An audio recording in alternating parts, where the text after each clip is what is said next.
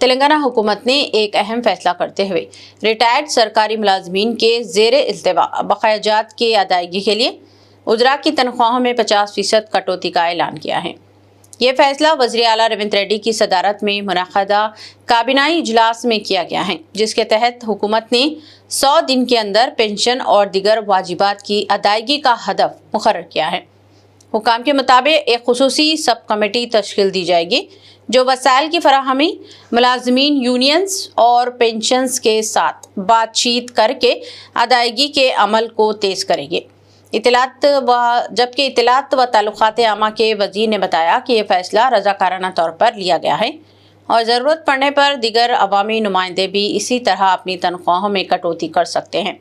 ये इक़दाम इन हज़ारों रिटायर्ड मुलाज़मीन के लिए बड़ी राहत करार दिया जा रहा है जो तवील अरसे से अपने वाजिबात के मुंतज़िर थे। हुकूमत जबकि कहना है कि इस फैसले के जरिए न सिर्फ माली दबाव कम होगा बल्कि बकायाजात की अदायगी के अमल में भी तेजी आएगी। తప్పకుండా దాన్ని రాబోయే 100 డేస్ లో ఎలా వాళ్ళకి క్లియర్ చేయాలి అన్నది ఒక ప్రణాళికను తయారు చేయాలని ఈ డిస్కషన్ సందర్భంగా కేబినెట్ లోని నాతో పాటు ఉన్న సహచర మంత్రులు మిగతా ముఖ్యులు ఎవరైతే కూర్చున్నారో వారంతా మేము ఇప్పుడు ఏవైతే సాలరీస్ తీసుకుంటున్నామో దాంట్లో ఒక 50% హోల్డ్ చేయండి, హోల్డ్ చేయడానికి చేసి ఎంతైతే సేవింగ్స్ వస్తుందో దానికి మిగతా సోర్సెస్ లో దీన్ని కూడా యాడ్ చేయండి అని సహచర మంత్రులు కొంతమంది ప్రజాప్రతినిధులు కూడా ఆ డిస్కషన్ లో చెప్పడం జరిగింది। దీన్ని కూడా రాష్ట్ర ప్రభుత్వం మా వంతుగా మంత్రులు గాని ప్రజాప్రతినిధులు గాని 50% ఇప్పుడు తీసుకునే సాలరీస్ లో 50% ని హోల్డ్ చేసి రిమైనింగ్ ఆ హోల్డ్ చేసిన అమౌంట్ ని రిటైర్డ్ అయిన ఎంప్లాయీస్ తో ఇవ్వాలని, మిగిలిన అమౌంట్ ని కూడా 100 డేస్ లో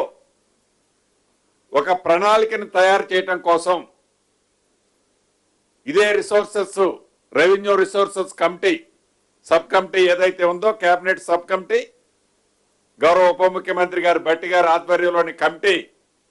యాజ్ ఎర్లీ యాజ్ పాసిబుల్ దాని ప్రపోజల్స్ ని తయారు చేసి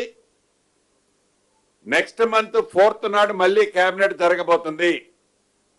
ఆ కేబినెట్ నాటికి ఈ రిటైర్డ్ అయిన ఎంప్లాయ్మెంట్ కి సంబంధించిన వారి బెనిఫిట్స్ అన్నిటినీ ఎలా ఇవ్వాలి, ఎలా ఇస్తున్నాము 100 డేస్ లో అనేది ఒక క్లారిటీ ఆ కేబినెట్ లో ఆమోదిస్తున్నామని చెప్పడానికి రిటైర్డ్ ఎంప్లాయీస్ అందరి పక్షాన నేను సంతోషంగా ఈ శుభవార్త వాళ్ళకి తెలియజేస్తున్నాను।